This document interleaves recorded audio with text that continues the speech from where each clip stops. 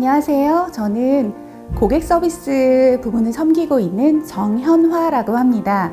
오늘 사모님들에 대해서 좀 소개를 하려고 하는데요. 저는 회사 내에서 사모님들이 참 좋고 꼭 필요하신 분들이라는 말씀을 드리고 싶습니다. 특별히 회사 생활을 하다 보면 일과 삶의 균형이라는 워라밸이 굉장히 중요한 화두가 되는데요. 저희 신앙인들에게 있어서는 그거보다는 일과 신앙의 균형이 굉장히 중요하다고 생각합니다. 신앙적으로 굉장히 잘 섬기고 또 본이 되면서 또 일을 굉장히 잘한다는 게 정말 쉽지 않더라고요. 제가 과거에 다녔던 직장이 생각이 나는데요. 그 직장도 미션 컴퍼니여서 한 달에 한 번 정도는 예배를 드리는 시간이 있습니다. 그때마다 좀 믿음이 있다고 알려진 부서장님들을 찾아가 대표 기도를 부탁드리곤 했습니다. 그런데 그 부서장님들께서는 굉장히 난처한 표정을 지으시면서 기도 안 하면 안 되냐, 이번에 좀 빼달라, 이렇게 얘기를 많이 하셨어요. 그 이유가 뭘까 하고 생각을 해봤는데, 이 부서장님들이 평상시에는 크리스찬인 것을 잘 안 드러내시고 부하 직원들에게 푸시를 한다거나 좀 강압적인 모습을 보이시는 경우가 많았습니다.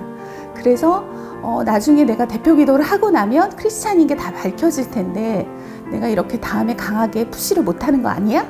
이런 생각이 드실 수도 있었고, 또 내가 그동안 좀 많이 못되게 굴었는데 내가 크리스찬이라고 하면 하나님의 영광을 가리는 게 아닌가 하는 걱정도 많이 하시는 것 같더라고요.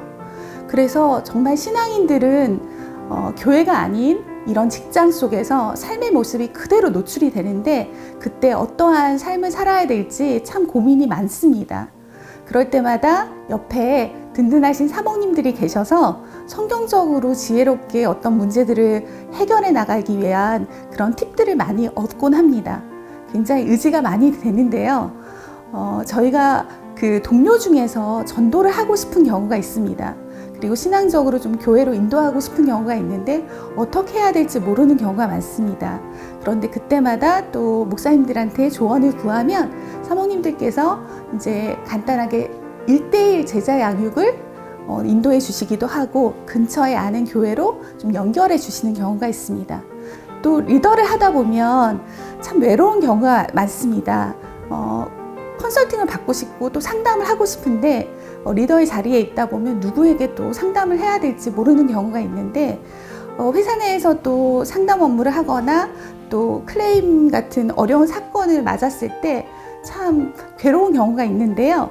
그럴 때 목사님들을 찾아가서 사모님들께 기도 부탁을 하면 또 굉장히 열심히 같이 기도해 주시고 그 문제가 또 조금 있다가 바로 해결되는 경우들을 굉장히 많이 경험합니다.